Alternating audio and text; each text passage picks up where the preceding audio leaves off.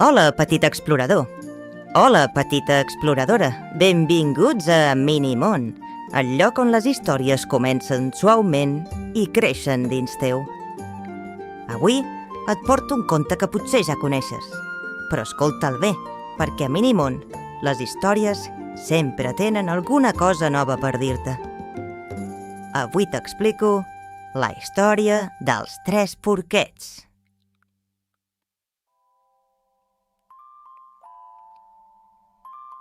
Hi havia una vegada, en una vall verda plena de camps daurats i camins de terra vermella, 3 porquets que vivien amb la seva mare en una caseta petita, rodona com un pa de pagès.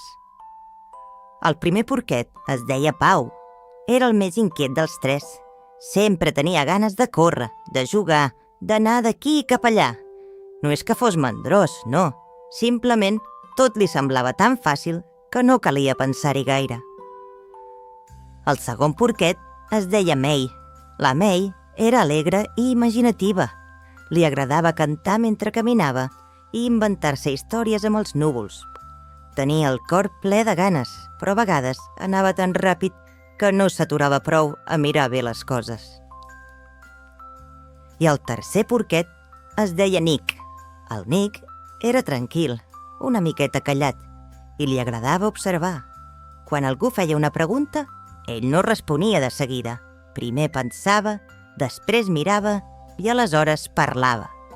No és que fos més llest que els altres, no, però tenia una mena de paciència que li sortia de dins, com una arrel forta que aguanta l'arbre en dies de vent. Un matí, la mare dels 3 porquets els va reunir a la cuina, al voltant de la taula de fusta, i els va dir amb veu serena: «Ja sou prou grans per sortir a viure pel vostre compte, però recordeu una cosa, un bon lloc per viure no es fa de pressa, es fa amb cura». El Pau va fer un bot d'alegria. La May ja s'imaginava la seva casa plena de flors, i el Nick va somriure suaument, sense dir res. I així, aquell mateix matí, els 3 porquets van agafar els seus petits farcells i van sortir al camí, cadascú cap a una direcció diferent. El Pau va caminar una bona estona fins que va trobar un prat obert, ple de palla seca que brillava amb el sol. «Oh, quina sort! Amb tota aquesta palla puc fer una casa en un moment!» I dit i fet, en Pau va apilar la palla amb entusiasme, va lligar-la amb cordes, va fer-hi una porta petita i una finestra, i en menys d'una hora ja s'havia estirat dins la seva caseta, content com un grilet. «Ja està! Ara tinc tota la tarda per jugar!» La May, per la seva banda, va arribar a un bosc clar on hi havia branques i fusta lleugera per tot arreu. «Mira quantes branques! Puc fer una casa preciosa amb tot això!» I la May va començar a treballar. Va ser més curosa que el Pau, és cert. Va triar les branques millors, les va col·locar una sobre l'altra i les va lligar amb lianes. Va trigar unes quantes hores, però quan va acabar estava molt satisfeta. «Quina casa tan bonica! Segur que és la més bonica de la vall!» I es va posar a cantar, asseguda a la porta. El Nick va caminar una mica més. Va passar de llarg el prat amb la palla, va travessar el bosc de les branques i, finalment, va trobar un turó suau on hi havia pedres i fang argilós a prop d'un rierol. Va mirar les pedres, va mirar el fang, es va seure una estona i va pensar: «Si vull una casa que aguanti el vent i la pluja, l'hauré de fer amb calma, pedra per pedra, filera per filera». I el Nick va començar a treballar. Va tallar les pedres, les va encaixar en fang, va aixecar les parets a poc. Va trigar dies. Mentre els seus germans ja jugaven i cantaven, ell encara estava carregant pedres. De vegades, el Pau i la May passaven a veure'l. «Encara no has acabat, Nick? Vine a jugar, home!» «No cal que facis una casa tan gruixuda. Si aquí quasi mai fa vent. El Nick somreia i els deia: ja vindré a jugar, però primer vull acabar bé. I seguia treballant, sense pressa, però sense parar. Fins que un vespre, quan el sol es posava darrere les muntanyes, el Nick va col·locar l'última pedra i va fer un pas enrere per mirar la seva casa. Era sòlida, ben feta, amb una porta gruixuda de fusta i una xemeneia al sostre.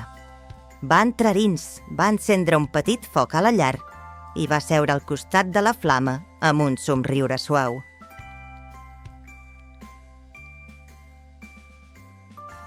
Ara bé, en aquella mateixa vall hi vivia un altre personatge, un llop que es deia Bru. I el Bru no era un llop dolent, no era un llop que volgués fer mal a ningú, però era un llop que es creia el més fort de tots.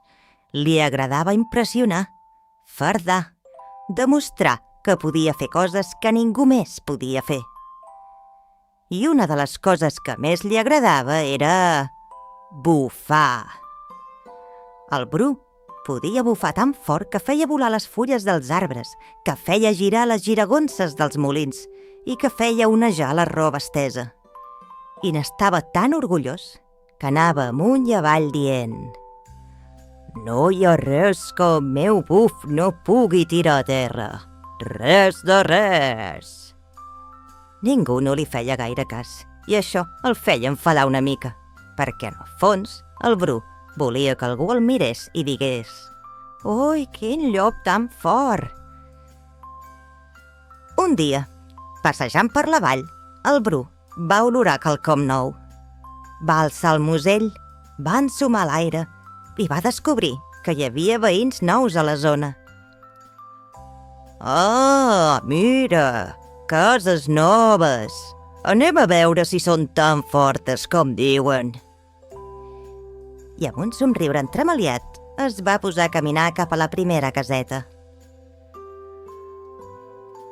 El Bru va arribar a la casa del Pau. La va mirar de dalt a baix. Va tocar la paret amb una pota i la palla va tremolar. Això ho tiro a terra amb un sol buf. Va picar la porta. Ei, porquet, obre la porta, que vull veure com és la teva casa per dins. El Pau va mirar per la finestra i va veure el llop, dret davant la porta, amb aquella cara presumida. No t'ho diré, vés-te'n d'aquí. Oh, no? Doncs mira què faré. Bufaré i la teva caseta volarà. El Pau va riure. Impossible, va pensar. El Bru va agafar aire, va inflar el pit, va obrir la boca i va bufar. La palla va tremolar, va cruixir i amb un sol buf tota la caseta es va desfer, com un castell de sorra quan arriba l'onada. El Pau es va quedar dret enmig del prat, amb ulls com taronges, sense caseta, sense porta, sense res, només palla escampada per tot arreu. El Bru va riure, tot satisfet. Ho veus? No hi ha res que aguanti el meu buf. El Pau no va esperar ni un segon, va sortir corrent cap a la casa de la May. May, obre, que ve el llop i bufa molt fort. La May va obrir la porta i el Pau va entrar com un llamp. No va trigar gaire el Bru a arribar a la casa de branques. Va passejar-hi al voltant, observant-la amb un somriure. Branques i lianes. Una mica millor que la palla, però... Va picar la porta. Ei, porquets, sé que sou aquí dins. Obriu-me, que vull veure si aquesta casa és més forta que l'altra. La May i el Pau es van mirar, agafats de les mans. No t'obrirem. Oh, no? Doncs ja sabeu què passarà. Bufaré i bufaré i la vostra caseta caurà. El Bru va agafar aire, encara més que l'altra vegada. Va inflar el pit fins que semblava un globus pelut i va bufar. Les branques van cruixir, les lianes es van trencar, la casa va gronxar-se i, amb un segon buf, tota l'estructura es va esfondrar amb un soroll de patam i crac. La May i el Pau van quedar asseguts entre les restes, amb fulles als cabells i cares de sorpresa. El Bru va riure encara més fort. Ha! Dues de dues, sóc imparable! Però la May ja havia agafat el Pau per la mà. Anem a casa d'en Nick, corre! I els dos van córrer camí amunt, cap al turó on el Nick havia construït la seva casa de pedra. El Pau i la May van arribar a casa del Nick sense alè. Van picar la porta amb força. Nick, obre! El llop ha tirat les nostres cases. Ve cap aquí! El Nick va obrir la porta, els va fer entrar i la va tancar amb calma. Tranquils, esteu a dins. Aquí estem segurs. I els tres porquets es van asseure al voltant del foc de la llar, escoltant el vent de fora. No va trigar gaire. Els passos del Bru es van sentir sobre la grava del camí. Uns passos lents, segurs, com els d'algú que creu que ja ha guanyat. El Bru va arribar davant la casa de pedra, se la va mirar, va tocar la paret amb la pota. No va tremolar. Va tornar a tocar-la, més fort. Res. Va, una mica de pedra? Això no m'atura. Va picar la porta. Porquets, ja sé que sou tots tres aquí dins. Obriu la porta! Des de dins, la veu del Nick va sonar ferma però tranquil·la. No, Bru, no t'obrirem. Ah, no? Doncs bufaré i bufaré, i aquesta casa també caurà.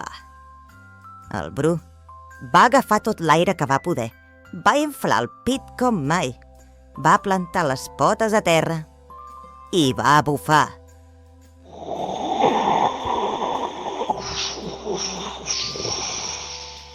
El buf va ser tan fort que va fer volar les fulles dels arbres al voltant, va aixecar la pols del camí, va fer tremolar l'herba del prat, però la casa de pedra no es va moure. Ni una pedra, ni una esquerda, ni una engruna. El Bru, vermell d'esforç, va tornar a bufar. I un altre cop.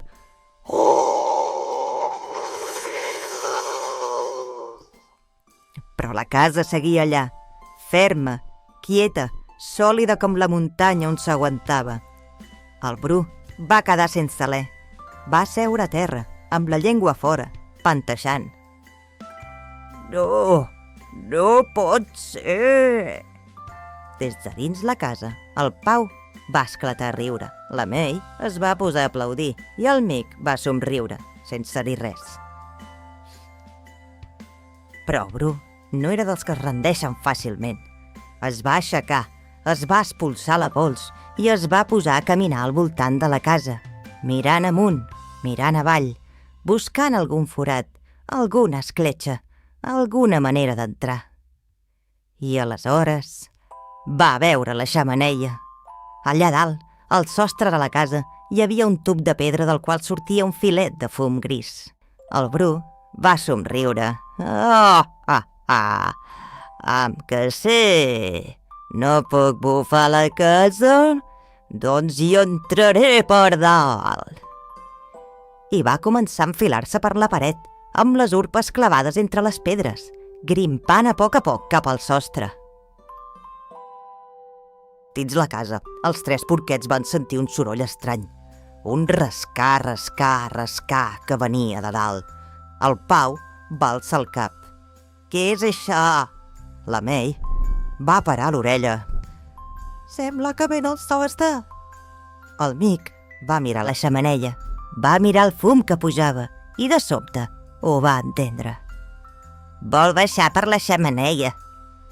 El Pau es va posar pàl·lid, la May es va tapar la boca, però el Nick, sense perdre la calma, va mirar al seu voltant i va dir: «Ràpid, ajudeu-me!»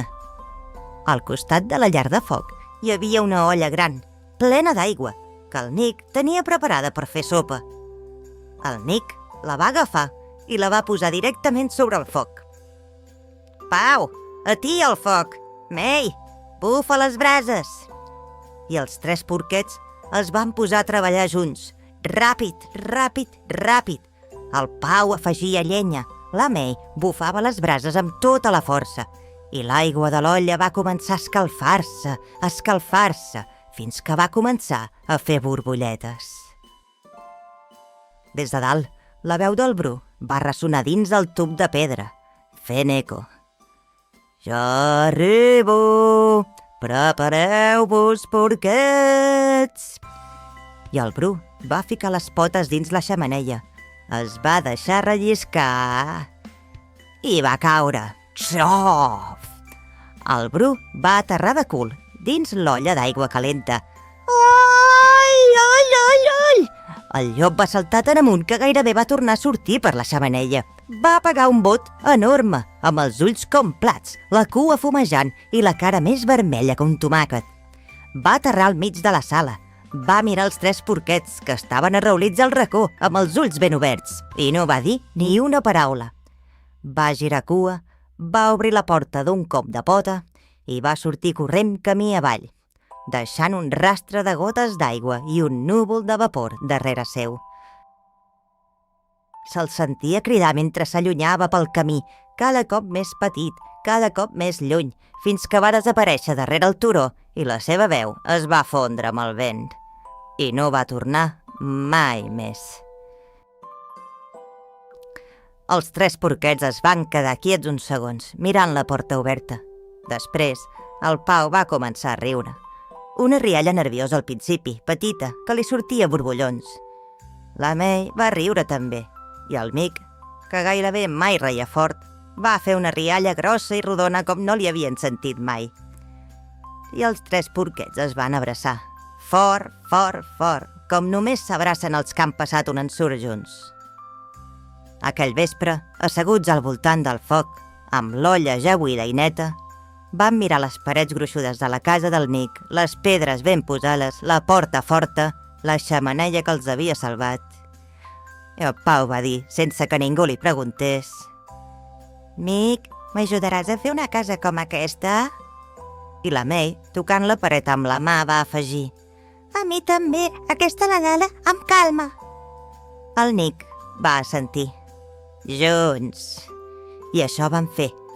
Durant els dies següents, els 3 porquets van treballar junts, pedra per pedra, filera per filera. 2 cases noves van créixer al costat de la del Nick, al cim del turó.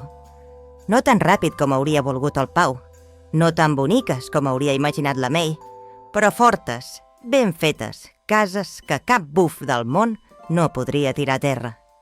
I des d'aquell dia, a la vall dels Camps Daurats i als camins de terra vermella, es podien veure 3 casetes de pedra dalt del turó, una al costat de l'altra, amb fum sortint de les 3 xemeneies al capvespre.